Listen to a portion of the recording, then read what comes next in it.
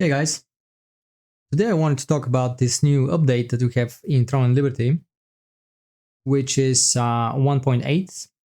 So this is from 21st of November, yeah. So the main thing that they add in this update, in this patch, is the 2-star dungeons, which, it sounds pretty cool, generally speaking. So we're looking at the list of them. So that's Carmine Rage Island, Void Wastes, Island of Terror, and Valley of Slaughter. This seems pretty cool. It's just extra content.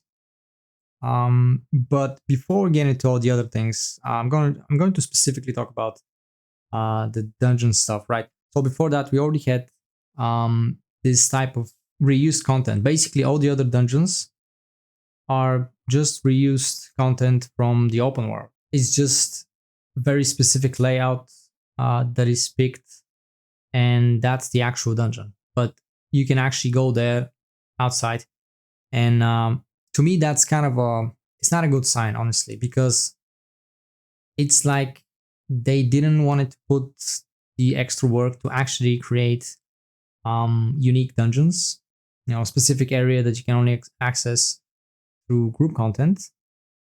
And it's sort of a cheap way to put it, in the very least. So and what do we got? So the first entry level dungeons, you get like 3 dungeons, which are level 20, 30, and 40, I think. And they're like basic stuff just to get you introduced to the dungeons. Then the 1-star dungeons, which are all the end game dungeons, basically level 50. They're a couple of extra, but also the first 3 dungeons, they're just remade and basically the same things, just a bit more difficult. Small visual changes anyway. And what we got now is basically kind of the same thing, okay? So 2-star dungeons, let's start now. So this is that's actually 2 days before the actual release. They're just talking about it, just listening down. But you're gonna need 2500 combat power, which is a bit more than the 1-star, obviously. Sounds good. Okay, so first we got Carmine Rage Island, which I think is the only one that's actually new. But again, it's new, but it still probably uses the same map layout. I mean, it uses things that already exist, right? We just didn't get version of that as a dungeon, but that is supposed to be in Carmine Forest. Just a small note here. I didn't actually play them yet. I was just looking through that. They were out yesterday, but I didn't try them.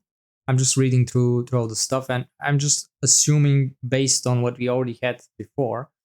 So that's gonna be probably in the Carmine Forest, and you're gonna be dealing with goblins. I mean, it says Carmine Rage Island, but maybe I'm wrong. Maybe it's just a name that's similar.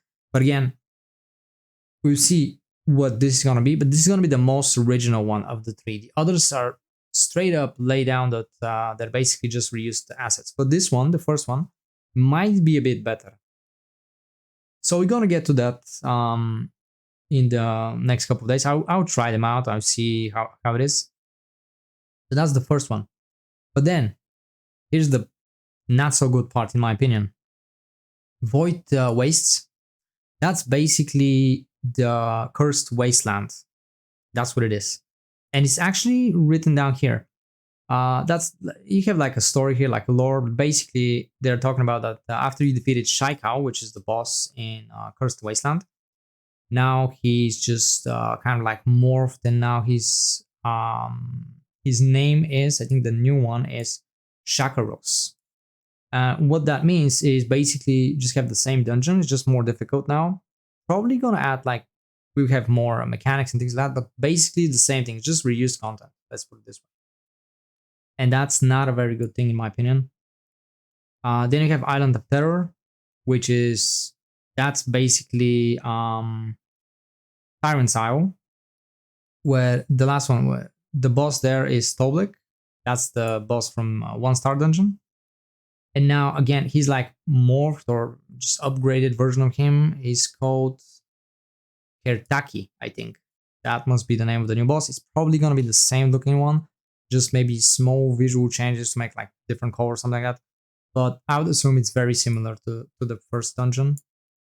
Maybe that's a way for them to just address some of the issues that they had with the dungeons. Maybe just fixing a couple of small things. Instead of actually fixing them, they just keep the old version of it and then create a new version with like extra rewards and things like that. But it's probably going to be more difficult as well. So just to put that in perspective. And then you have Valley of Slaughter, which is Butcher's Canyon. So the same dungeon again. Now you killed Duke Magna before. Now his name, the new boss, should be Turka. So with that being said, what I'm really looking at, I understand this is a free-to-play game, and you can't expect too much, right? But at the same time, I've seen other free-to-play games where you still get unique dungeon experience and things like that. You know, you go in a dungeon and you find things that you're not gonna find anywhere else. It's free-to-play game, but at the same time, it's also pay-to-win, like heavy pay-to-win game. So yeah, we're not gonna talk too much about this. Let's see. Maybe people like stuff like that, but to me, that's just reusing the same content. And to be honest, this sounds exactly like how probably a lot of, let's say, YouTube channels work. Basically, you make a lot of content ahead of time, and then you release it with some on a schedule, right? With a delay. So basically, I would assume that a lot of this has already been made, even in Korea. And I'm not even talking about the fact that a lot of this thing is already out in Korea. I'm talking about January, like the first time this is coming out. It's probably like, you know, or like a TV series. Like they just make like huge amounts of them, like in a bundle. Like let's say they make 20 episodes in 5 days, and then just release them in like a month. So all of this is already be out. That's how it feels like, because it's basically the same stuff, the same dungeons with small modifications. So I don't want to be bombarded with content like every couple of months to have new things, but in the end those things are not really new. I would prefer to wait, let's say, half a year and get a proper new things, right? Like a proper update, like new maps and things like that. Just like most games, to be honest, like most games in the same genre, like MMO games. Every 1 or 2 years, you get an expansion, and that's going to be a whole batch of maps and things like that. If they have all this ready, I would prefer that to be out on day one, like not to be released on portions like that. And again, I understand it's free to play, but still, other free to play games have done a better job with this. Yeah, in the end of the day, if the product is free, then the user or us, we are the product. So anyway, but let's put this aside. Let's just check on the other things for a moment as well. I mean, this is the main thing I wanted to talk about, is the 2-star dungeons, which is basically just reuse content. But there are a couple of other things with the update, like Sprout and Sage system, which is basically like apprentice and master type of thing, which some other games have it. Basically, to be a sage, you have to fulfill these requirements. Basically, you have be a level 50, complete Act 10 or of the Adventure Codex, acquire 1-star dungeon completion rewards 3 times for each of the 6 dungeons. So that's a bit of farming. Acquire 20 dynamic event participations. Well, that's tricky. I don't even do these, so that's a bit tricky for me. But yeah, if you already played a lot of the game, like a lot of things, you probably have most of the requirements done anyway. I use 40,000 absolute contract tokens. That's just farming anyway. That's easy enough. Eventually you get there. Defeat 20 field bosses. Yeah, just gotta check your timer. I mean, that's another thing. Maybe it's really good if we can just get a proper alarm notification or something like that. Maybe popping up on a screen about like 10 minutes before that or something like that, or maybe in a chat, because it's really a lot of these events that are going on. Like you have so many different things going on in the world, and you have no idea unless you actually manually check all the time, and you can't remember them all because they're like so many for different areas.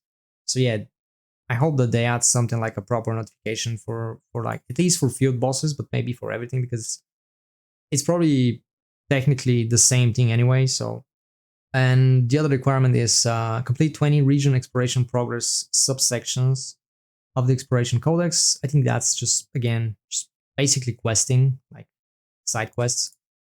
And complete 100 resistance contracts, which is actually just another grindy thing, but that's easy enough as well. You probably do these in like a couple weeks. So with that being said, you also have requirements to be a sprout, which is apprentice. If you complete these sections, you lose the ability to be a sprout. From level 1, like once you create your character, you can be a sprout, I guess. But the moment you reach level 50, you complete the Adventure Codex, 15 1-star dungeons or higher, obtain 10 dynamic event participation rewards, use 10,000 Abyssal Contract tokens, defeat 10 field bosses, and obtain 1 weekly reward.